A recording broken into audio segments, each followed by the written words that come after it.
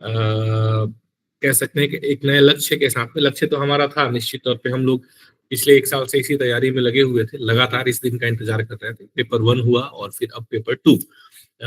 Dates नहीं आ रहे थे काफी, 3 महीने से हम लोग लगातार इस इंतजार में थे कि अपडेट आएंगे अपडेट आएंगे, पर ठीक है, देर आए दुरुस्त आए।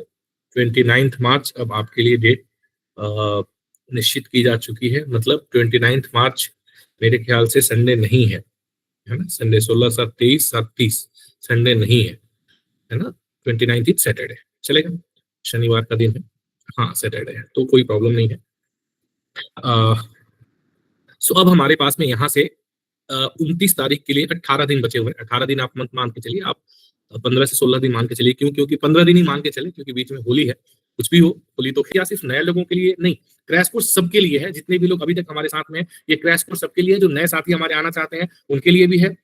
इसीलिए हमने एक बहुत ही नॉमिनल अमाउंट पे, ताकि ये है कि हाँ, हम लोग एक क्रैश कोर्स का हिस्सा है और 15 दिन पूरी तरीके से, इसको हम इंटेंसिव प्रिपरेशन कहते हैं ना, वो इंटेंसिव प्रिपरेशन करने के लिए हम तैयार हैं। इसीलिए जस्ट एक नॉमिनल उसमें रख करके और इसको 599 कंट्रीब्यूशन के साथ में हमने क्रैश कोर्स शुरू करा है। तो क्रैश कोर्स में जो भी साथी चाहे अभी होली तक, यानी कि 15-14 तक आप आ सकते हैं। उसके बाद हम इसे बंद कर देंगे, क्योंकि हमें हमारे साथ जो लोग हैं हमें उनके ऊपर फोकस करना है। तो 2-3 दिन और आपके पास है, आप चाहें तो इसमें आ सकते हैं। आप सभी का स्वागत है।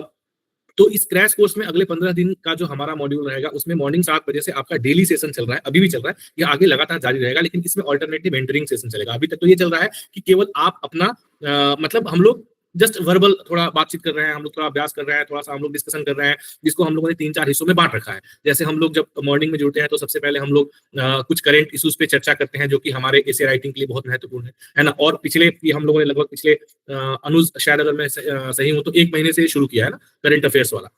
उसके अतिरिक्त हम लोगों ने जो हम लोग जो है वोकेब पे काम कर रहे हैं लगातार, है ना। डेली जो है हम लोग वोकेब डिस्कशन करते हैं। और हम लोग अनुवाद का जो पैसेज, जो हमारा मॉक टेस्ट है, उस अनुवाद को भी हम लोग डिस्कशन करते हैं। तो जैसे आज सुबह जो हम लोग डिस्कशन कर रहे थे, इतना इंटरेस्टिंग है कि एक ही सेंटेंस को 5-7-8 लोग अलग अलग तरीके से बना करके शेयर कर रहे हैं। एक एक शब्द के लिए हमें 5-7-8 अलग अलग पर्याय मिल रहे हैं। हमें समझ में आ रहा है कि इसके लिए ये भी हो सकता है, ये भी हो सकता है, ये भी हो सकता है, ये भी हो सकता है। और फिर एक फाइनल जो हम लोगों ने ऑलरेडी पहले से सॉल्यूशन बना करके डाला होता है। जैसे आप मॉक टेस्ट अपना सबमिट करके आपको अटेम्प्ट किया हुआ अनुवाद मिल जाता है, तो फिर उससे आप तुलना करते हैं कि मतलब कहाँ है। कई बार तो ऐसा है कि जो मैं अनुवाद करके आपको दे रहा हूँ, आप में से कई लोग उससे भी अच्छा अनुवाद बना लेते हैं। तो वहां मुझे भी कई बार ये समझ में आता है कि ये कर लेता तो बहुत अच्छा था। जैसे सुबह में आज हम लोग इंडिया और भारत वाले में जो कंफ्यूजन आ रहा था कि हम भारत 2 जगह लिखेंगे कि 1 जगह लिखेंगे, है ना। तो जैसे मैंने 1 जगह लिखा था, लेकिन मुझे ये रियलाइज हुआ कि नहीं, 2 जगह भारत लिखने से शायद हमारा अनुवाद अंग्रेजी में ज्यादा अच्छा होगा। तो ये जो एक तुलनात्मक हम लोग क्योंकि अनुवाद ऐसी चीज है कि जितने लोग करेंगे उतने तरीके से उसको कर सकते हैं। तो ये हम लोग 3-4 सेगमेंट पे जो प्रतिदिन का हमारा सुबह का सेशन चल रहा है वो तो चलता रहेगा, लेकिन ये अब ऑल्टरनेटिव हो जाएगा। एक दिन हम लोग डिस्कशन में पार्टिसिपेट करेंगे और एक दिन हम लोग मेंटरिंग करेंगे। मेंटरिंग का मतलब क्या है कि प्रॉपर तरीके से जो एक हम लोगों ने पिछले 3 महीने में जो पढ़ा है ना, उसको अगले 15 दिनों में आधा अगर कर लें तो ऑल्टरनेटिव, तो 7 दिनों में हम उसको पूरा एक तरीके से समराइज करके रिवाइज कर लेंगे पूरा, है ना। चाहे वो अनुवाद हो, अनुवाद से संबंधित जो हमने सैद्धांतिक तौर पे जो चीजें पढ़ी है उनको, फिर एसे राइटिंग के जो स्किल्स हमने शुरुआत में पढ़े थे, है ना, art and science of essay writing जो हमने पढ़ा था, तो उन चीजों को हम लोग दोबारा बढ़िया तरीके से रिवाइज करेंगे। और हम थोड़ा सा उसको और मतलब ये कि हमने जो पढ़ा उसको हमने इंप्लीमेंट किया, तो कितना ज्यादा वो हमारे एसे राइटिंग में वो चीजें एक्चुअल आ पाई। मतलब हमने थ्योरेटिकली उसको पढ़ा, समझा, जाना, देखा, तो क्या हम उसको ऐसे राइटिंग में अब लेकर के आ पाए हैं कि नहीं आ पाए। तो इन चीजों की कसौटी पे कसते हुए हम लोग ऑल्टरनेटिव हमारा मेंटरिंग सेशन चलेगा और बाकी 7 बजे से आपका जो सेशन है वो तो चलेगा ही चलेगा।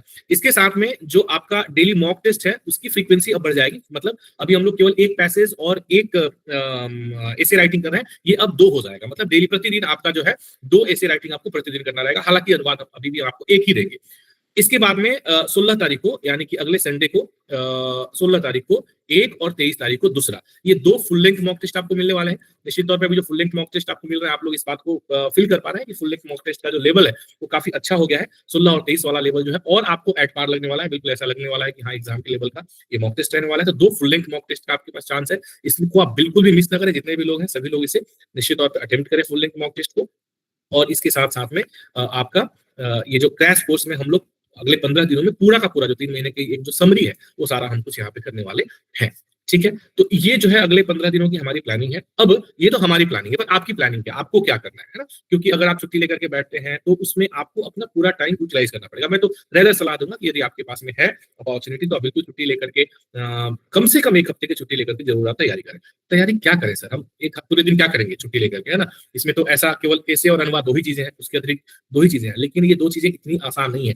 कॉम्पिटिशन टफ होता चला गया। अगर आपको 100, 109, 110 पिछले साल की तरह 90 के आसपास रहना है तो ठीक है, आप रह करके भी चयनित हो सकते हैं। मैं ऐसा नहीं कह रहा हूँ कि नहीं हो सकते हैं, आप सबने प्री क्वालिफाई किया है, लेकिन इसमें रिस्क है।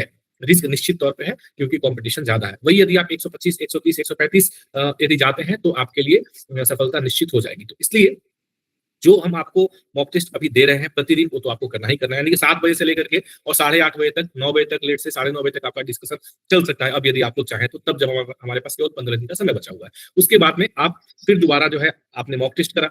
मॉक टेस्ट के बाद में अब अभी आपने मॉक टेस्ट कर लिया, पीछे के जो मॉक टेस्ट हैं, मैं जानता हूं कि सब लोगों ने हर दिन का मॉक टेस्ट नहीं किया है, क्योंकि भाई मुझे तो रोज का दिख रहा है ना एप्लीकेशन पे सबकी रिपोर्ट आ रही है कि कितने लोग मॉक टेस्ट अटेम्प्ट कर रहे हैं। कोई बात नहीं, आपने नहीं किया, समय आपके पास नहीं था, या थोड़ी आलस आ गई, what it is, no problem. पर अब जो है आप जो पीछे के भी आपने छोड़ दिए हैं मॉक टेस्ट, उनको भी आप अटेम्प्ट करें। मतलब प्रतिदिन कम से कम आप ये कोशिश करें कि कम से कम 3 से 4 पैसेज अनुवाद के यदि आप कर लेते हैं, और 2 से 3 ऐसे आप रोज लिखने का प्रयास करें। साथ साथ जो डेटा आपने अब तक इकट्ठा किया है क्लासेस, डेली मॉर्निंग के क्लासेस में, उसको भी आप रिवाइज और रिफ्रेश करते रहें। और केवल रिवाइज रिफ्रेश इस तरीके से नहीं कि पढ़ लेना है, क्योंकि हमें वहां पे कुछ क्विज नहीं करना है, हमें वहां पे कुछ आंसर नहीं लिखना है। हमें क्या करना है, हमें उसको मतलब जो भी हमारे पास डेटा है, हम उस डेटा को किस प्रकार से ऐसे में फिट करें, इस चीज को हमें अभ्यास में लेकर के आना है। ठीक है, तो ये बहुत जरूरी है। सो इन चीजों को आप करें। जो भी मैंने आप लोगों की कॉपीज इवेलुएट करके आपको जो आप लोगों को जो मैंने भी सलाह दिया है, तो उस सलाह को इंप्लीमेंट करके और उसे इंप्रूव आपको करना रहेगा। अभी आप लोगों ने, जितने लोगों ने भी इस वीक में मॉक टेस्ट करा है और कॉपीज आपने सबमिट करी है, उसकी भी धीरे धीरे आप लोगों को वो भी इवेलुएट होकर मिलेंगी आपको। तो फिर कुछ कुछ और जो है आपको इनपुट्स मिल जाएंगे कि कहाँ कहाँ आपको इंप्रूव करने की आवश्यकता है। इस तरीके से शाम के समय में प्रतिदिन रोज 8 बजे से फिर से लाइव सेशन होगा, और 8 बजे से भी आपको जो 8 बजे वाला लाइव सेशन होगा, दैट विल बी, अब हम जो ये 4 सेगमेंट हम केवल मॉर्निंग में कर रहे थे ना, कि 7 बजे से हम लोग शुरू करते थे डिस्कशन में, उसमें हम चारों चीजें कर रहे थे, अनुवाद भी कर रहे थे, ऐसे भी कर रहे थे, और हम लोग वोकेब भी कर रहे थे, और हम लोग करंट भी कर रहे थे। तो इसको हम 2 पार्ट में बांट देंगे। ठीक है, इसमें से 2 पार्ट सुबह करेंगे, 2 पार्ट शाम को करेंगे, क्योंकि हमें थोड़ा ज्यादा समय मिलेगा। अभी हम क्या है, थोड़ा जल्दी जल्दी में थोड़ा थोड़ा शॉर्ट शॉर्ट टाइम देके कर रहे थे। तो रात के 8 बजे से प्रतिदिन सेशन चलेगा, 8 से लेकर के 9, 9:30 बजे तक का सेशन चलेगा। तो इसमें भी आपको जो है अनुवाद और ऐसे, तो मॉर्निंग में अनुवाद करेंगे तो शाम को ऐसे करेंगे, और मॉर्निंग में ऐसे करेंगे तो शाम को अनुवाद करेंगे। तो इस तरीके से हम इसको थोड़ा सा डिवाइड कर देंगे ताकि हमें ज्यादा समय मिले।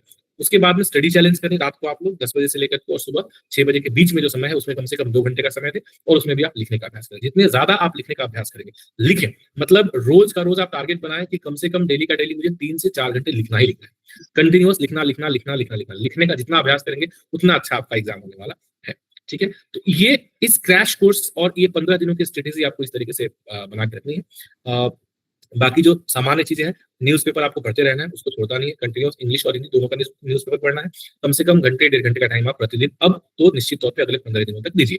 शब्दों का जो कलेक्शन है जो हम कर रहे हैं, उसे करते रहना है। वो तो प्रतिदिन हम लोग अपने सेशन में कर ही रहे हैं, तो उसे निरंतर आपको करते रहना है, और आपको कलेक्शन बनाने हैं, और उसको आपको वाक्यों में, पैसेजेस में, अनुवाद में और ऐसे में यूज करना है। ऐसा नहीं कि बस बना करके कॉपी में रख दिया और हो गया, ये नहीं, यूज करना है। तो इस तरीके से जो है आपको ये स्ट्रेटेजी रखनी है। कोई भी समस्या है, कभी भी एनी टाइम आप मुझे कॉल कर सकते हैं, आप मुझे मैसेज कर सकते हैं, पूछ सकते हैं related to your preparation strategy, है ना? ऐसा नहीं कि कुछ मतलब सब कहाँ मिलेंगी, पोस्टिंग कहाँ होगा, कौन सा डिपार्टमेंट अच्छा है, ये सब कुछ भी अभी हम लोग एंटरटेन करने वाले अगले 15 दिन नहीं है। हाँ, 30 मार्च के बाद आप जो चाहें पूछ सकते हैं। कोई, मैं देखता हूँ कई बार ओवर कॉन्फिडेंस में इस तरह के भी कॉल्स मेरे पास सभी से आने शुरू हो गए। डेट आया तो अरे एग्जाम पहले दे, फिर उसके बाद।